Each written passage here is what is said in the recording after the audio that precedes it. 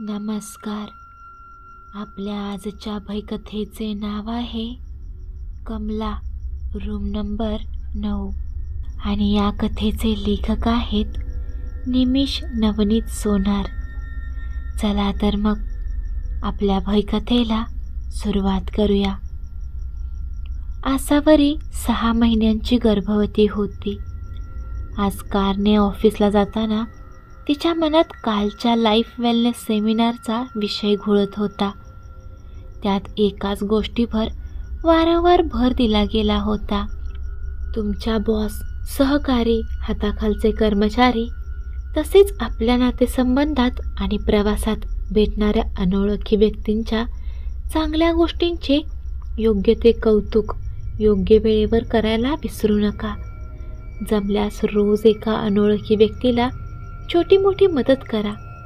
कधीतरी नंतर त्याचे फळ आपल्याला मिळावे म्हणून नव्हे, तर फक्त आपण या सृष्टीचे काहीतरी देणे लागतो त्याबद्दल कृतज्ञता व्यक्त करावी म्हणून. हे सगळे आचरणात आणायला कठीण आहे, पण रोज त्या दृष्टिकोनातून प्रयत्न करायला काय हरकत आहे, आसावरीने विचार केला.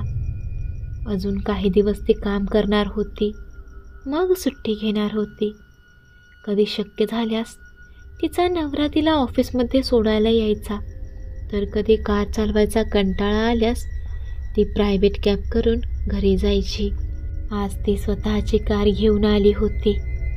गाडी मेन गेटमध्ये शिरल्यावर गेट उघडणाऱ्या सिक्युरिटी गार्डला तिने आज प्रथमच स्मितहास्य करून धन्यवाद म्हटलं. त्याला बरं वाटलं. अशा रीतीने वातावरणात एक सकारात्मक ऊर्जा निर्माण झाली. आपल्या कामाची दखल घेतली गेल्याचा आनंद त्याच्या चेहऱ्यावर दिसत होता.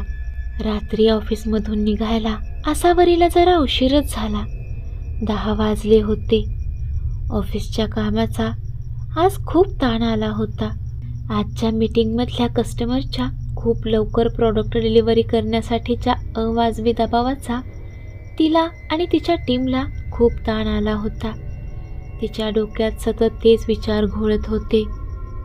मग अचानक तिला कालचा सेमिनार आठवला. आज तिने सिक्युरिटी गार्डचे कौतुक केलं. तिला आठवलं आणि त्याच्या चेहऱ्यावरील आनंद आठवून तिलाही बरं वाटलं आणि तिच्या मनावरचा ऑफिसचा ताणही थोडा हलका झाला. आता ती कमी रहदारीच्या रस्त्यावर होती. सहजच खिडकीतून तिने उजवीकडे पाहिले असता तिला एका स्त्रीच्या ओरडण्याचा आवाज आला. तिने गाडी थांबवली आणि पाहिले तर जवळच एक रिक्षा थांबली होती. त्यात एका स्त्रीच्या ओरडण्याचा आवाज येत होता. त्यातून एक पुरुष उतरला जो खूप काळजीत दिसत होता. तिने कार थोडी रस्त्याच्या कडेला थांबवली आणि रिक्षाकडे गेली. कालच्या सेमिनारचा दुसऱ्यांदा उपयोग करण्याची वेळ आता आली आहे वाटतं, असा विचार करून तिने रिक्षा चालक आणि त्या पुरुषाला विचारले, काय झाले? तेवढ्यात तिला रिक्षात एक गर्भवती स्त्री दिसली. रिक्षा चालक म्हणाला, रिक्षा अचानक खराब झाली मॅडम. काहीही केले तरी चालूच होत नाहीये. या बाईंच्या प्रसूती काळा वाढल्यात. त्यांना लवकर हॉस्पिटलमध्ये नेणं आवश्यक आहे. क्षणाचाही विचार न करता रिक्षात बसलेल्या दाम्पत्याला आसावरी म्हणाली, चला तुम्ही दोघं माझ्या गाडीत बसा. आसावरीने रिक्षेवाल्याला पैसे देऊन मोकळं केलं आणि त्या स्त्रीला आधार देऊन तिला आणि तिच्या पतीला गाडीत बसवलं आणि त्यांना ज्या हॉस्पिटलमध्ये जायचं होतं तिथे नेऊन सोडलं. पूर्ण प्रवासात ती बाई कळा असह्य होऊन खूप ओरडत होती. तिचे नाव होते कमला आणि योगायोगाने तेच ते हॉस्पिटल होतं जिथे आसावरीसुद्धा चेकिंगला यायची.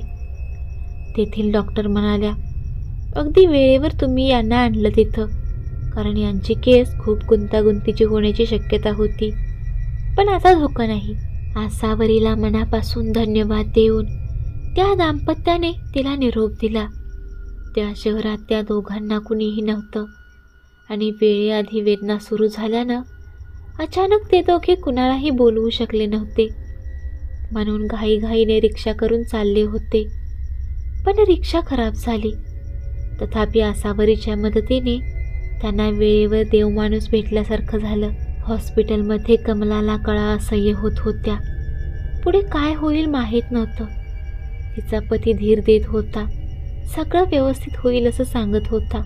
आसावरी घरी जाताना ऑफिसच्या कामाचा ताण विसरली होती आणि कस्टमरला उद्या आपण समर्थपणे तोंड देऊ असा एक आत्मविश्वासपूर्ण विचार तिच्या मनाला शिवून गेला.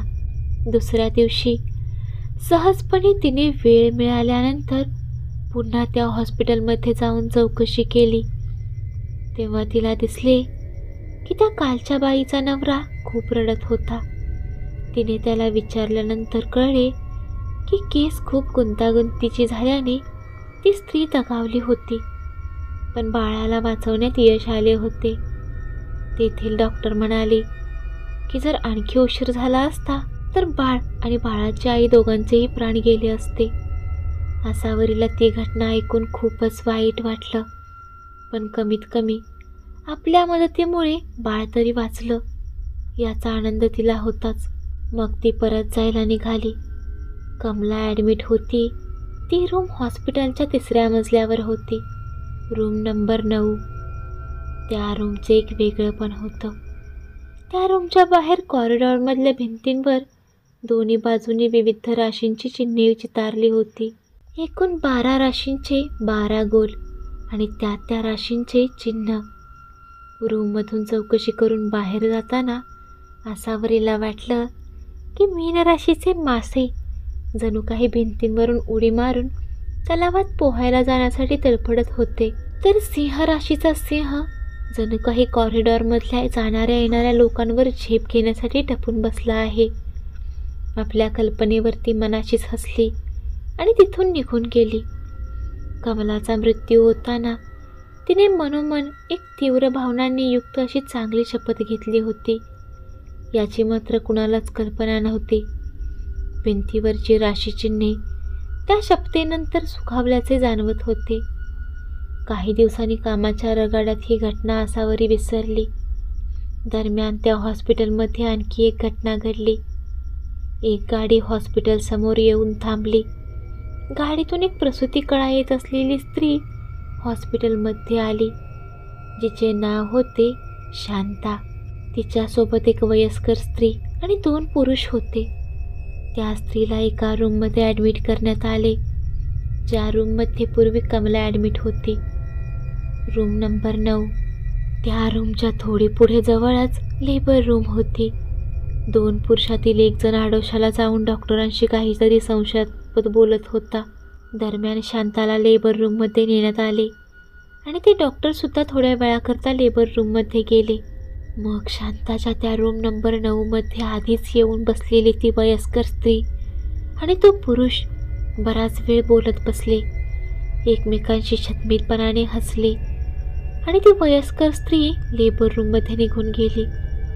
मग ते डॉक्टर नर्सला काहीतरी सांगू लागले आणि लेबर रूममध्ये गेले. रूम नंबर 9च्या बाहेरच्या भिंतीवर चितारलेली ती विविध राशी चिन्हे सध्या स्तब्ध होऊन ही सगळी जाई बघत होते. लेबर रूममध्ये प्रसूतीच्या कळा येत असताना शांताला प्रकर्षाने आठवत होतं की काही दिवसांपूर्वी तिच्यावर तिच्या सासू आणि पतीने तिच्या मर्जीविरुद्ध गर्भलिंग निदान करून मुलीचा गर्भ असल्याचे लक्षात येताच तिच्या नकळत तिचा गर्भपात करण्याचा एकदा प्रयत्न केला होता. पण तिच्या ते वेळेवर लक्षात आले आणि तिने कडाडून विरोध केला आणि तिच्या भावाला सांगितले. त्यामुळे सासू आणि पतीवर नकळत दबाव आला. अनेक भांडणे होऊन सासू आणि पतीने माघार घेतल्याचा आणि पश्चाताप झाल्याचा दावा आणि नाटक केले. तरीही शांता सावध होतीच आणि शेवटी आज बाळ जन्म देण्याची वेळ येऊन ठेपली होती. म्हणजेच अर्थातच ती एका मुलीची आई होणार होती. वेळ आली.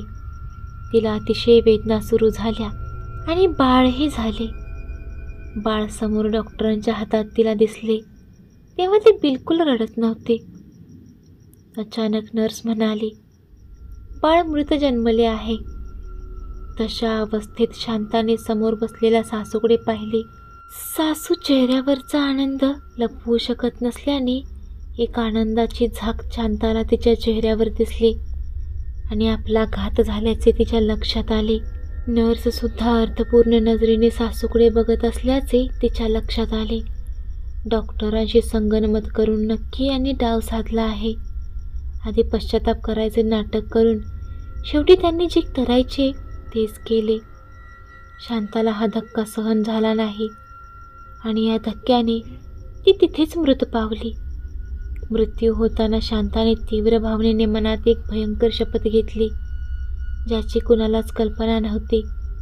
मात्र त्या शपथेच्या तीव्रतेने भिंतींवरच्या काही राशींमध्ये अस्वस्थता पसरल्याचे दिसले. काही दिवसांनी शांताची सासू आणि पती हे त्याच्या दुसऱ्या लग्नाची बोलणी करून रात्री घरी आल्यानंतर एका विंचवाने पायाला चावून घरातच त्यांचा प्राण घेतला. सकाळी इतर कोणालाही कोणत्याही प्राण्याच्या तिथे असण्याचे कोणतेही चिन्ह दिसले नाही, पण त्या दोघांचा मृत्यू दंशाने झालेला मात्र दिसत होता. त्या दोघांचा मृत्यू होत होता त्यावेळेस हॉस्पिटलमध्ये रूम नंबर 9च्या बाहेरील भिंतीवरचे वृश्चिक राशीचे चिन्ह रिकामे होते. कालांतराने स्त्री भ्रूण हत्येसारख्या अक्षम्य पापात सामील असलेली ती नर्स आणि तो डॉक्टर यांनी हॉस्पिटलमध्ये एकदा उशिरा रात्री जेवणाचे पार्सल मागवले. त्यांचे एकमेकांशी अफेअर होते. ते आता दोघे एका कॉर्नरच्या रूममध्ये एकटेच होते. नर्सने पार्सल उघडताच त्यातून एका खेकड्याने उडी मारली आणि तिच्या अंगावर जखमा केल्या. ती अचानकपणे झालेल्या हल्ल्याने भांबावली आणि पळायला लागली. त्याच दरम्यान डॉक्टरने पार्सल उघडले असता त्यातून 2 जिवंत मासे निघाले आणि त्याने त्यांच्या तीक्ष्ण दातांनी डॉक्टरच्या ओठांना आणि जिभेला करकसून चावा घेतला. तसेच चेहऱ्यावरही वार करायला सुरुवात केली.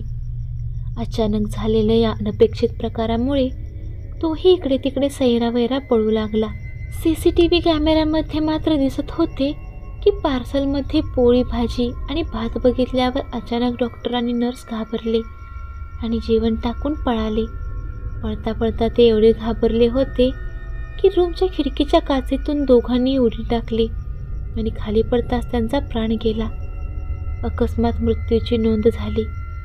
कॅमेऱ्यामध्ये कुठेच कोणताच प्राणी दिसत नव्हता. त्या दोघांचा मृत्यू होत होता त्यावेळेस हॉस्पिटलमध्ये रूम नंबर 9च्या बाहेरील भिंतीवरचे कर्क आणि मीन राशीचे चिन्हही रिकामे होते.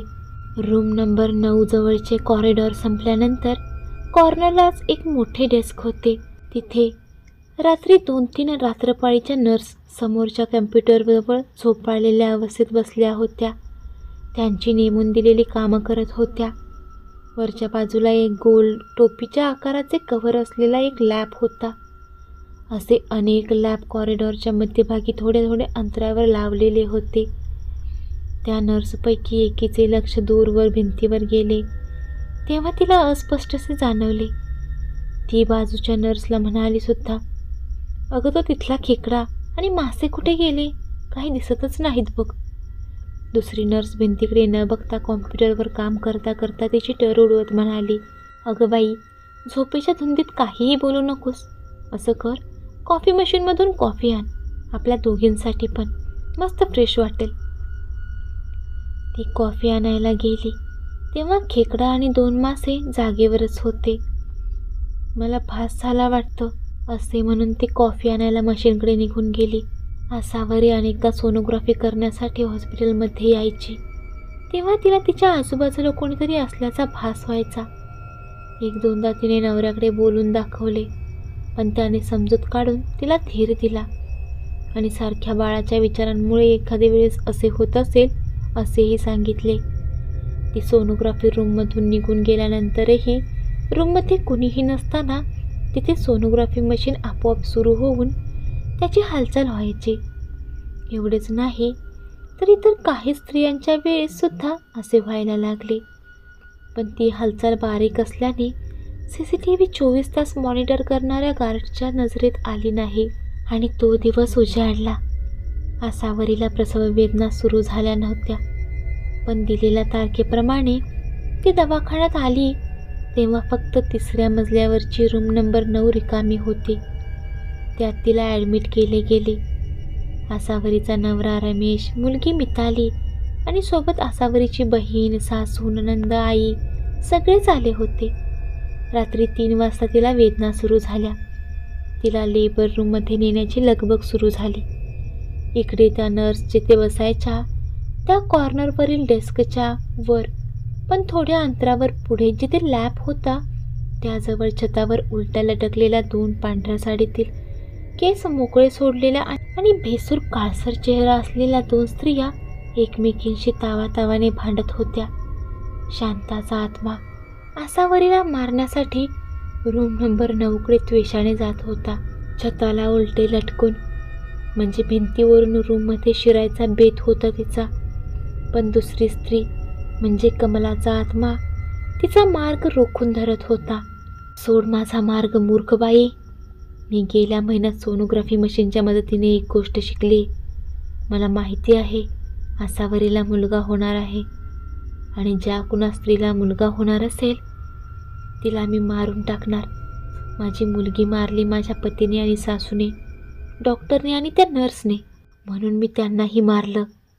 आता अशी प्रत्येक स्त्री जी या रूममध्ये येईल आणि जिला मुलगा होईल तिला मी मारणार आणि माझा बदला घेतच राहणार. खबरदार पुढे आलीस तर माझ्याशी गाठ आहे. आज माझं बाळ या रूम नंबर 9मधल्या स्त्रीमुळेच जिवंत आहे. मी तिला काहीच होऊ देणार नाही. असे म्हणून तिने शांताचे मोकळे केस धरले आणि तिला वेगाने ओढून तिची छतावरची पायाची पकड ढिली करण्याचा प्रयत्न केला. तशी शांता चवताळली आणि तिने लॅबचा आधार घेऊन हाताने पकडले. या ओढाओढीत लॅब हेलकावे खाऊ लागला. डेस्कवरील बसलेली नर्स लॅबच्या हेलकाव्यामुळे दचकून वर बघून म्हणाली, ए वर बघ ग, त्या 2 पाली कशा जोरजोरात भांडतायत. किती मोठ्या पाली आहेत त्या, बापरे, जणू काही मिनी डायनासोरच. दुसऱ्या नर्सने वर पाहिली आणि म्हणाली, शिबाई, मला तर पालींची खूप भीती वाटते आणि या दोन्ही पाली आकाराने किती मोठ्या आहेत. बापरे, जाऊ दे, आपलं काम कर. दोन्ही शक्तिशाली आत्म्यांची जुगलबंदी बघून करकेचा खेकडा, मेशेचा मेंढा, वृषभेचा बैल, मीनचे मासे आणि सिंह हे सगळे जागृत झाले आणि आश्चर्याने वर छताकडे पाहू लागले. लॅब घड्याळाच्या लोलकासारखा हेलकावे खात होता. कमलाने जोरात ओढूनही शांताची छतावरची पायाची आणि लॅबवरची हाताची पकड ढिली होत नव्हती. कमला तिला अधिकाधिक जोर लावून ओढायला लागली.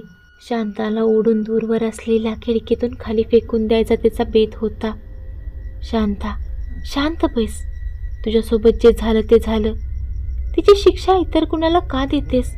तुझा बदला तू सासू आणि पती, नर्स आणि डॉक्टर यांना मारून घेतलास ना, मग आता निरपराधांना का त्रास देतेस?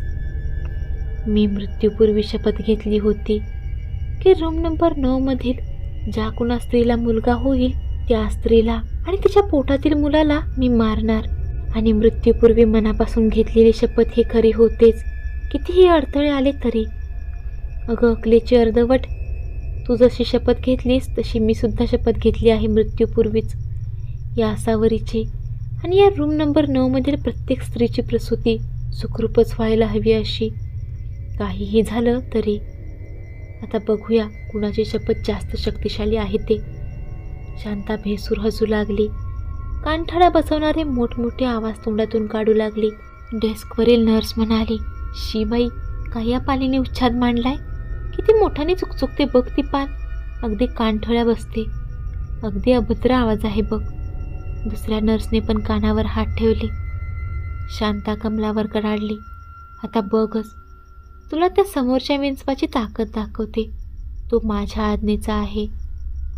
मग शांताने एक अघोरी मंत्र म्हणून वृश्चिक राशीच्या चिन्हातील विंचवाकडे डोळे स्थिर केले.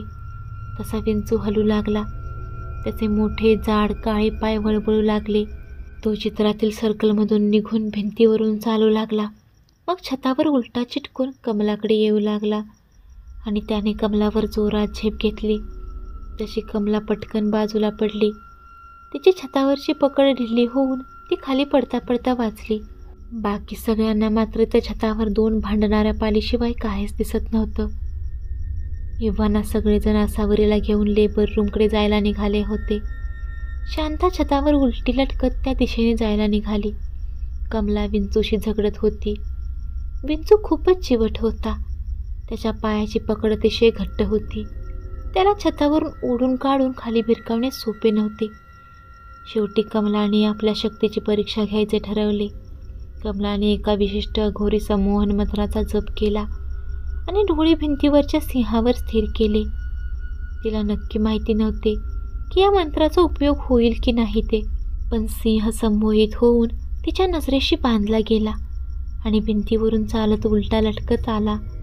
कमलाच्या आज्ञेनुसार त्याने विंचवावर लांब झेप घेऊन त्याला मटकन खाऊन टाकले आणि मग शांताचा पाठलाग करू लागला. शांता भिंतीवरून लेबर रूमच्या दरवाजातून आत शिरण्याचा प्रयत्न करत असतानाच सिंहाने शांताच्या अंगावर झेप घेतली आणि तिचा फडशा पाडला.